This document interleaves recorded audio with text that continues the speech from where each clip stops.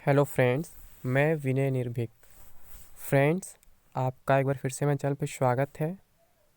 Friends, जैसा कि आप लोग जान रहे हैं, मैं एक 45 डेज़ का स्ट्रेटजी पहले ही दे चुका हूँ एनटीपीसी एग्ज़ाम के लिए।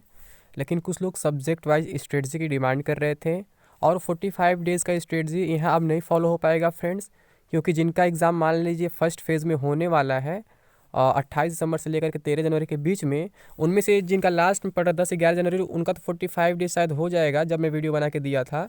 लेकिन जिनका अभी मान लीजिए स्टार्टिंग में ही पड़ जाएगा, उनके लिए ये प्रॉब्लम हो सकता है कि 45 डेज वाला स्ट्रेटजी फॉलो करने पे पूरा कोर्स कंप्लीट ना हो पाए। ठीक है फ्रेंड्स, तो अब हम सब्जेक्ट वाइज स्ट्रेटजी की बात करेंगे। वो स्ट्रेटजी अपनी जगह पे अच्छा ही है। जिनका एग्जाम मान लीजिए फर्स्ट फेज में नहीं पड़ता है तो उनके लिए तो बहुत अच्छा फ्रूटफुल साबित होने वाला है वो। बट ये स्ट्रेटजी अब इनके लिए स्पेशली है जिनका एग्ज़ाम एकदम स्टार्टिंग में ही होने वाला है। मान लीजिए 28 दिसंबर, 29 दिसंबर या जब भी पढ़ने वाला हो, मतलब दिसंबर लास्ट में या फिर जनवरी फर्स्ट वीक में, तो ये स्ट्रेटजी उनके लिए बताने वाला हूँ, वो भी केवल मैथ्स के लिए। तो इसमें भी कई टाइप की स्ट्रेटजी हो सकती है फ्रेंड्स।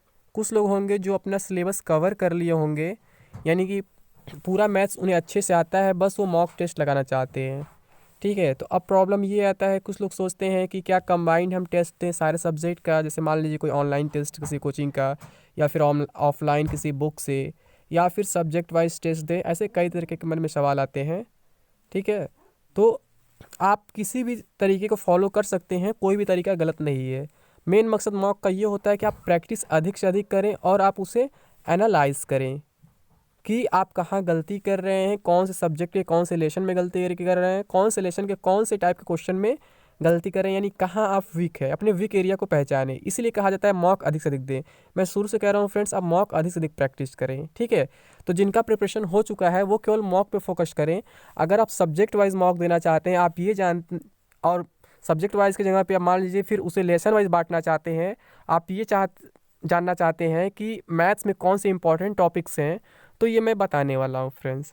ठीक है, तो मान लीजिए अगर आप केवल मॉक देना चाहते हैं चैप्टर वाइज, तो भी कोई बड़ी बात नहीं है। या फिर आप शुरू से अभी स्टार्ट ही कर रहे हैं, अभी आप कुछ नहीं किए, मान लीजिए किसी जॉब वगैरह में आपने छुट्टी अभी तक नहीं लिया था, क्योंकि अभी डेट वगैरह शेड्यूल वगैरह ऑफिशियली कंफर्म नहीं हुआ था, और अभी भी मान लीजिए आपका डेट एग्जैक्टली कंफर्म नहीं हुआ, जो आज शाम को कंफर्म हो जाएगा इंटीमेशन आने के बाद, जो एग्जाम डेट सिटी है। अगर आपका फर्स्ट फेज में पड़ जाता है तो फिर आपके पास केवल 10 दिन बचेंगे। ठीक है, अगर एकदम 28-29 पड़ जाता है तो उससे एक्स्ट्रा थोड़ा 1-2 दिन लेट होता है, फिर आपके 11-12-13 दिन ऐसे कुछ बचेंगे। ठीक है, तो कुछ लोग जो होते हैं जॉब में रह के तैयारी करते हैं, तो उनके पास टाइम नहीं बच पाता है, तो उनके लिए बहुत अच्छा ये साबित होने वाला स्ट्रेटजी।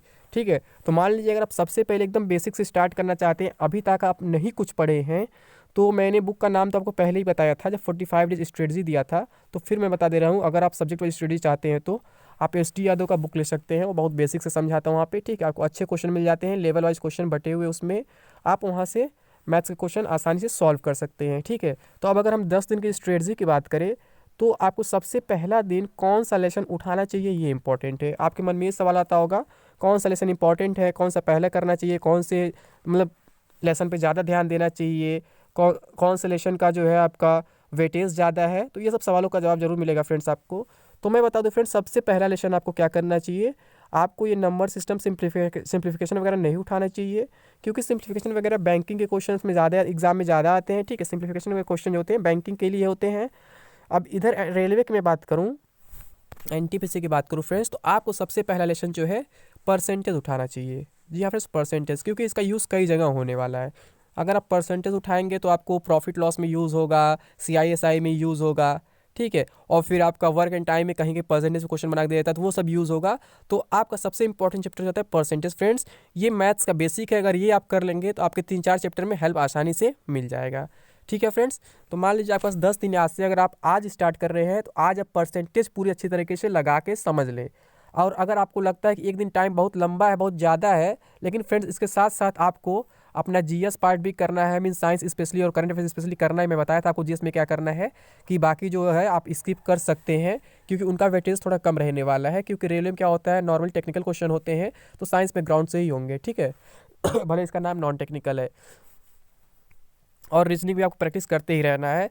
तो यहाँ पे अगर एक दिन में आप 2 लेसन करना चाहते हैं, एक आपको कम लगता है, तो आप क्या करना है, परसेंटेज लगाने के बाद, इसका पूरा लेसन प्रैक्टिस करने के बाद आप सीधे पहुँच जाइए प्रॉफिट एंड लॉस पे, क्योंकि प्रॉफिट एंड लॉस जो है परसेंटेज का ही सेकंड पार्ट है, क्योंकि ये इसी का रूल फॉलो करता है आगे।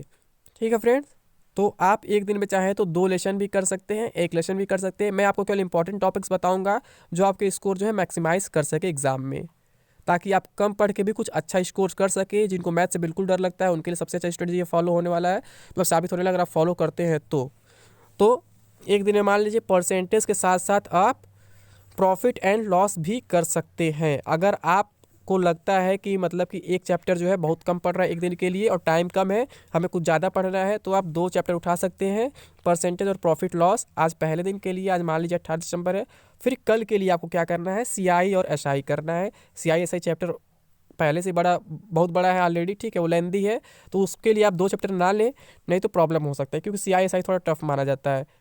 आप मान लीजिए एसआई तो कर कर लेंगे एक दिन में, लेकिन सीआई के क्वेश्चंस थोड़े लेंदी होते हैं, थोड़े परेशान करते हैं, और जब दोनों का कंबाइंड क्वेश्चन करेंगे तो और परेशान करते हैं। और यही क्वेश्चन फ्रेंड्स इंपॉर्टेंट होते हैं, जो लास्ट वाले होते हैं, जो सीआई एसआई का कंपेयर करके देता है, क्वेश्चन देता है, ठीक है, कि 3 ईयर में सीआई एसआई में डिफरेंस इतना, 2 ईयर सीआई एसआई में डिफरेंस इतना, तो ये सब पूछता है, पीओर वगैरह। तो ये मोस्ट इंपॉर्टेंट क्वेश्चन हो जाता है किसी भी एग्जाम के लिए। तो सीआई एसआई आप केवल एक दिन देंगे, भले कितना ज़्यादा आपके पास टाइम हो, इसमें अधिक से ज़्यादा प्रैक्टिस करेंगे, क्योंकि मोस्ट इंपॉर्टेंट चैप्टर हो जाता है। आपको परसेंटेज मैं इसलिए बोला हूँ क्योंकि बेसिक है, इससे डायरेक्टली कोई क्वेश्चन नहीं बनते हैं, अगर बनेंगे तो 1 क्वेश्चन बनेंगे, ठीक है। मान लीजिए 30 का आपका सिलेबस है, पैटर्न है 30 क्वेश्चन का मैथ्स का, तो परसेंटेज से हो सकता है 1 क्वेश्चन केवल बने, उससे अधिक बनने के चांसेस नहीं है। और आपका क्या है, फिर प्रॉफिट लॉस से 2 क्वेश्चन बन सकते हैं, लेकिन C I S I friends 3-4 question आसानी से बन सकते हैं। तो मैं आपसे कहूँगा कि परसेंटेज और प्रॉफिट लॉस दोनों मिला के एक दिन दीजिए, लेकिन सीआईएसआई के साथ कोई अदर ना करिए, क्योंकि सीआईएसआई खुद अकेले 2 से 3 लेसन के बराबर है। तो आप एसआई पहले स्टार्ट करेंगे, एसआई बेसिक लगेगा बिल्कुल, पीआरटी अपन 100 हो जाएगा, फिर सीआई करेंगे, फिर जो दोनों को कंबाइंड करके क्वेश्चन बनते हैं वो सबसे इंपॉर्टेंट क्वेश्चन है। यानी इस चैप्टर में क्या है ना, जितना आगे बढ़ते जाएंगे उतना क्वेश्चन इंपॉर्टेंट होते जाएगा और उतना क्वेश्चन टफ होता जाएगा। यानी इस चैप्टर में जितना टफ बढ़ेंगे, टफेस्ट लेवल पे उतना ही क्वेश्चन इंपॉर्टेंट कहलाएगा, और वैसे ही क्वेश्चन एग्जाम में पूछे जाते हैं, क्योंकि एग्जाम के लेवल बढ़ते जा रहे हैं हर जगह, ठीक है। तो आपका हो गया percentage, profit and loss, CI SI. फिर उसके बाद आप आ जाएंगे फ्रेंड्स किस पे, वर्क एंड टाइम पे, ठीक है।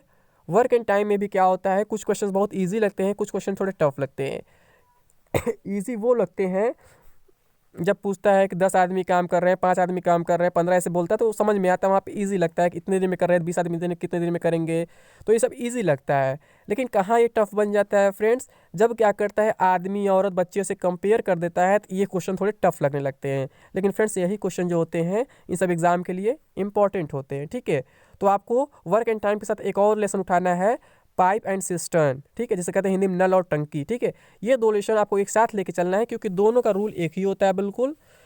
दोनों में एलसीएम के थ्रू वर्क किया जाता है, ठीक है। तो इसे अलग अलग वर्क नहीं करना है, दोनों को एक दिन में करना है।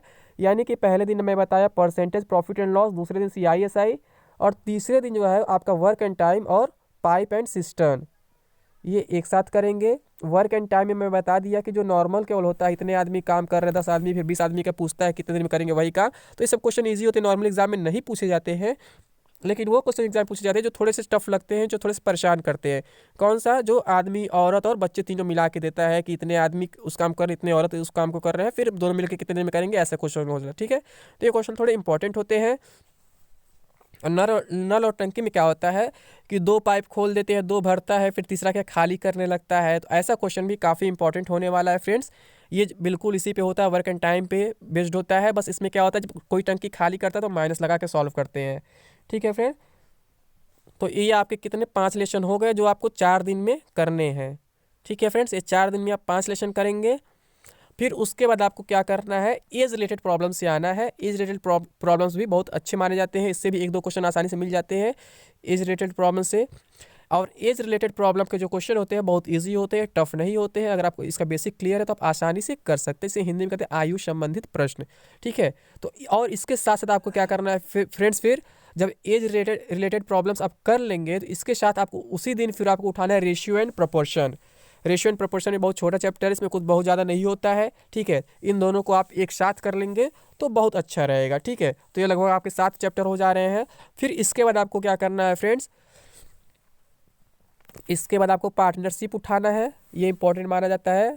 और फिर पार्टनरशिप के साथ साथ मिक्सचर एंड एलिगेशन उठाना है, ठीक है। पार्टनरशिप और मिक्सर एलिगेशन एक साथ इसलिए करते हैं क्योंकि दोनों का रूल लगभग सेम होता है कुछ जगह पे। तो जब दोनों को पढ़ने बैठेंगे, दोनों एक तरीके के देखेंगे, एक ही दिन करेंगे, तो आपको काफ़ी अच्छा लगेगा। ठीक है, यानी लगभग ये 9 लेसन अब तक हो जा रहे हैं और मैं इससे अधिक आपको बोलूँगा भी नहीं करने के लिए, अगर आपने अभी तक बिल्कुल भी नहीं पढ़ा है तो, क्योंकि इससे क्या होगा, आपके माइंड में प्रेशर पड़ेगा, बर्डन बढ़ जाएगा जो आप नहीं कर पाएंगे। तो फ्रेंड्स, मैं ये 7 दिन में 9 चैप्टर करने को बोल रहा हूँ। फिर आपको लास्ट 3 दिन क्या करना है कि तीनों मिला के प्रैक्टिस करना, मतलब तीनों दिन केवल मॉक देना है पूरा एक साथ फाइनली, यानी कि सारे सब्जेक्ट का मिला के। अब बाकी सब्जेक्ट वाइज डेली आप मॉक देंगे ही देंगे। मान लीजिए कुछ रूल सीखेंगे, फिर प्रैक्टिस करेंगे क्वेश्चन एक्सरसाइज में, क्वेश्चन होते हैं किसी बुक में। वैसे मैं बोला हूँ ST यादव बुक आप ले लेंगे तो आपके लिए फ्रूटफुल साबित होने वाला है, क्योंकि वो बेसिक से समझाता है, एकदम आपको लेवल वाइज समझाता है, जो भी होता है कितने टाइप क्वेश्चन है तो उस हिसाब से वो समझाता है। तो आपको ज़्यादा नहीं, केवल 9 लेसन कर लेते हैं तो आप 30 में से 20 क्वेश्चन ईजिली कर लेंगे फ्रेंड्स। जी हाँ फ्रेंड्स, 20 क्वेश्चन ईजिली कर लेंगे। मान के चलिए आपका जो है, एक क्वेश्चन आपका परसेंटेज से आ जाएगा, 2 क्वेश्चन आपका प्रॉफिट लॉस से आ जाएगा, 3 हो जा रहा है। ठीक है, और लगभग 3 क्वेश्चन CISI से आ जाएगा। ठीक है, तो ये 6 क्वेश्चन हो गया। वर्क एंड टाइम से हम मान लेते हैं 3 क्वेश्चन आ जाएगा, तो ये 9 क्वेश्चन हो जाता है। पाइप एंड सिस्टम से एक क्वेश्चन आ जाता है, तो ये 10 क्वेश्चन हो जा रहा है। ठीक है फ्रेंड्स, ये 10 क्वेश्चन हो गया। फिर आपका रेशियो एंड प्रोपोर्शन से मान लीजिए एक क्वेश्चन आपका, एक केस में 2 क्वेश्चन मान सकते हैं। फिर रेशियो प्रोपोर्शन 2 क्वेश्चन हो जाएगा। पार्टनरशिप से 2 क्वेश्चन हो जाएगा, 14 क्वेश्चन हो जा रहा है। फिर मैंने एवरेज छोड़ दिया फ्रेंड्स, एवरेज को भी आप देख सकते हैं। ठीक है, ये एकदम रेशियो प्रोपोर्शन की तरह आप एक दिन में 3 चैप्टर कर सकते हैं। तो मतलब यहाँ से 16-17 गिनती में आ रहे हैं, लगभग 20 हो जाएंगे। लेकिन फ्रेंड्स मैं मिनिमम बता रहा हूँ कि 15 तो मिनिमम इतने चैप्टर्स हो ही जाएंगे। 30 में 15 के इतने चैप्टर्स हो जाएंगे। आप इसे अगर अच्छे से प्रिपेयर कर लेते हैं तो आपको 9 चैप्टर करने हैं कम से कम।